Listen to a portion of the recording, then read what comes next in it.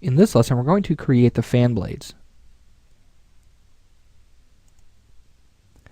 Alright, so to get started here, let's go to our top view by hitting T on the keyboard.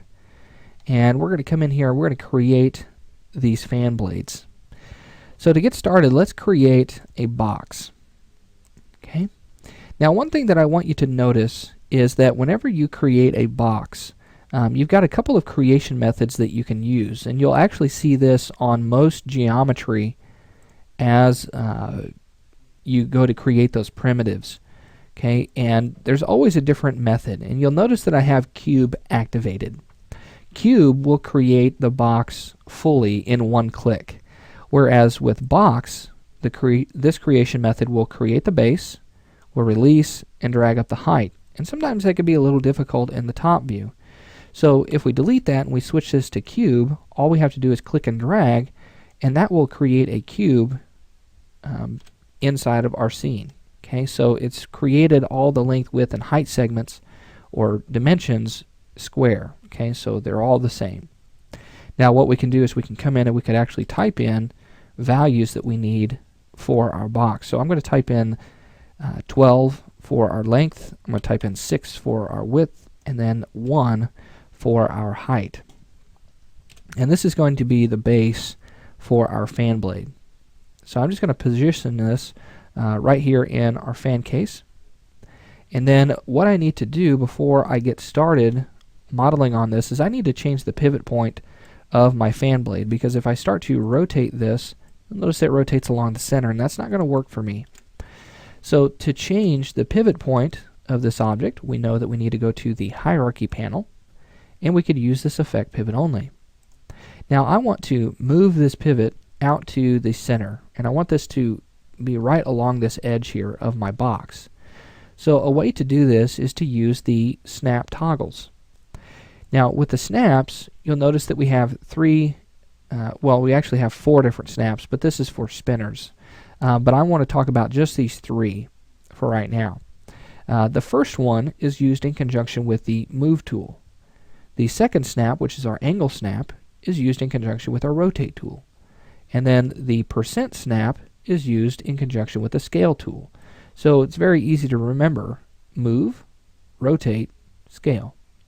Okay, so let's go ahead and set up the snap toggles for our movement. So I'm going to right click on that, and it's going to bring up the snap settings, and you'll see that we have the snaps panel, and we have several different options to choose from on how we want this to snap and what we want it to snap to. So you can see that we can snap with grid points, we can snap to pivot points, we can snap to vertices, and even edge segments here. So what I want to do is I want to snap my pivot point to this edge right out here. So I'm going to go ahead and hit clear all to clear all of those options and only select edge segment. Alright, now once you're finished, make sure you hit close and not clear all. Now let's go ahead and move this in the Y and snap that to this edge out here. Okay, so that has now been snapped. We can turn off effect pivot only, and now we can rotate this along this pivot point now. So that's going to work better for us. Alright, now let's go ahead and create our fan blade. So to get started, let's go ahead and convert it to editable poly, and I'm going to create a little bit of a different shape. I want it to have a flat top to it, and then I want it to slope down, so that way this fan can actually catch some air. So let's create a segment right here along the center. Let's turn off that snap toggle to get rid of that yellow box that was showing up. So let's select this edge. We're going to hit ring, and then we're going to use the connect tool to add our segment. So let's slide that forward a little bit. Let's go to something around 26 or so, and then we'll hit OK. I'm going to go to polygon mode by hitting 4 on the keyboard. We'll select this polygon and grab our move tool by hitting W, and we'll just drag that down in the Y just slightly. Okay, so something like this should work. Alright, so now that we have this, let's turn off polygon mode, and let's talk about how we can copy this to create a bunch of fan blades here. So before we do that, I need to make sure that the size of this is set up properly. Okay, what you'll notice is that these polygons are right here along the center of this fan blade, and it's going to cause some overlapping and things like that, and I don't necessarily want too much of that. So what I'm going to do is I'm going to go to my top view, and I'm just going to push that up a little bit. There we go. And I'm just going to bring this right out to the edge of this circular portion of our reference image. So something like that. Alright, now one thing that you noticed is that my pivot point has not changed for this object. Okay, and that's really important. The pivot point will not change even if you move that edge that it was snapped to. Okay, so we're going to go ahead and leave it right there because I know that this is centered and it's going to be centered to this object. Right, now let's make sure that this object is actually centered to our fan casing. So a way that we can do that is by using our align tools. So let's select align, and with our fan blade selected, if you activate that, you can now pick what object you want it to align to. So in this case, our fan casing. You'll notice that this is set to pivot center, and the fan blades are now set and centered in all directions. But let's say that I don't necessarily want that to snap or align in the Z direction. I can turn that off and it will go back to its original position there. But it has centered itself on the X and Y. Okay, so that's all that I wanted there. Let's go ahead and hit OK. And now what we can do is we can rotate this and create multiple copies of our fan blade. So let's hit T on our keyboard. I'm going to go to my rotate tool. I'm going to hold Shift and drag this out, and I'm going to drag that out 30 degrees, as you can see that in those yellow numbers there. And I'm going to make these instances. Now I've rotated that 90 degrees, or I'm sorry, 30 degrees. So I need to know how many copies I need to make. So I need to take 360 degrees because I want this to go all the way around, and I need to divide that by 30. So 360 divided by 30 is 12. And I've already made one copy, so I need to take 12 minus 1, which is going to be 11, and then hit OK. So now that creates all the fan blades that we need for our casing here. Now the great thing about this, by making these instances, is I can select one, I can hit Alt-Q to isolate that, and I can modify the shape, and it will change the shape of everything else. Let's go ahead and switch this back to view. And all the other fan blades that are instanced from this will change their shape as well.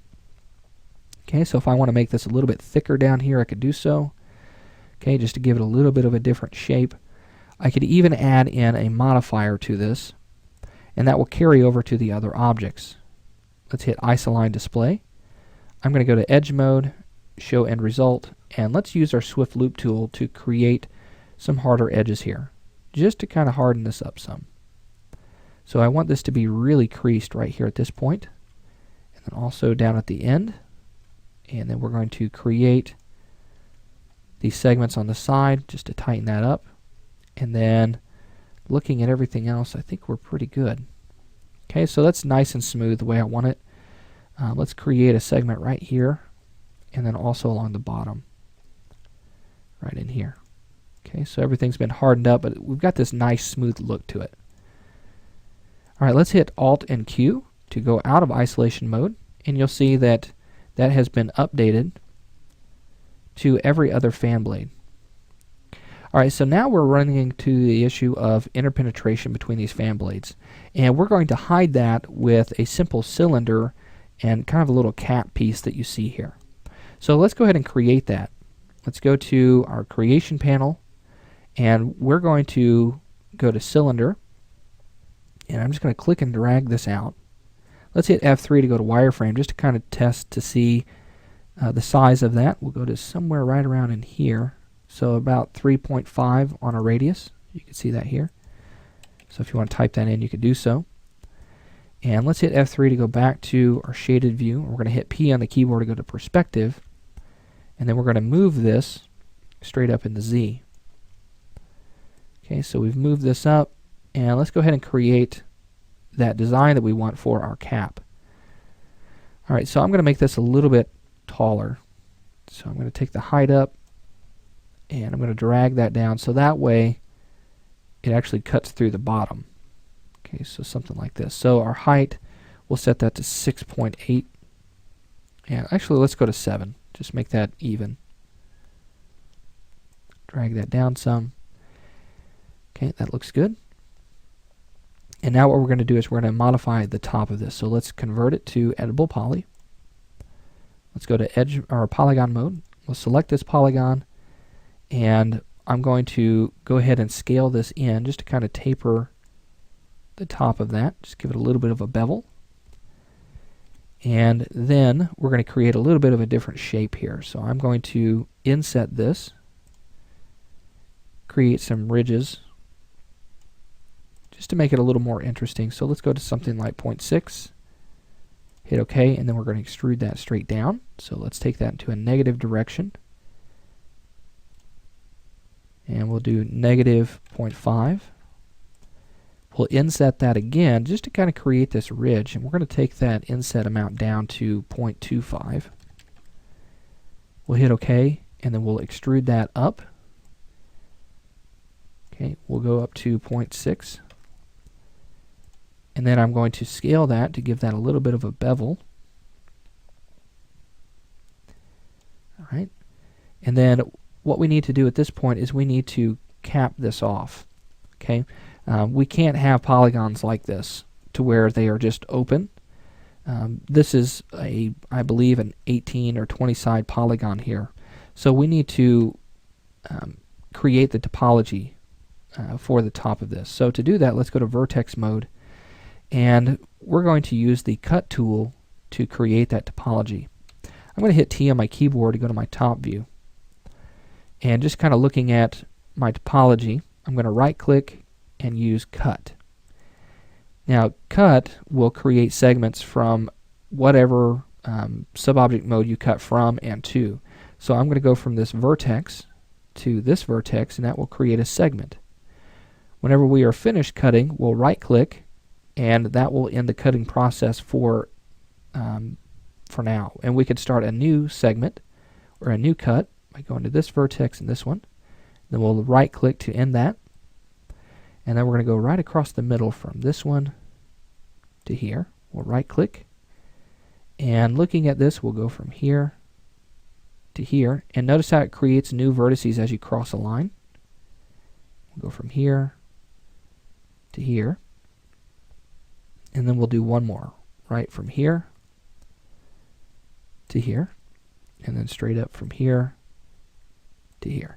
So you'll notice that all of these polygons on the top are quads, okay, 4-sided polygons. Alright, so now that we have that taken care of, let's right click to end the cutting process. Let's turn off polygon mode, and now we've created kind of a little cap here. Now I'm not going to worry about the bottom here because we're going to be covering that up, because in our next lesson what we need to do is we need to create some sort of mechanism that comes out and holds the bottom of this. We don't want to create a fan blade that just kind of seems like it's floating inside of there. So we're going to create kind of an arm that comes out of this casing and butts up right up underneath this piece here. Alright, so we'll start on that next.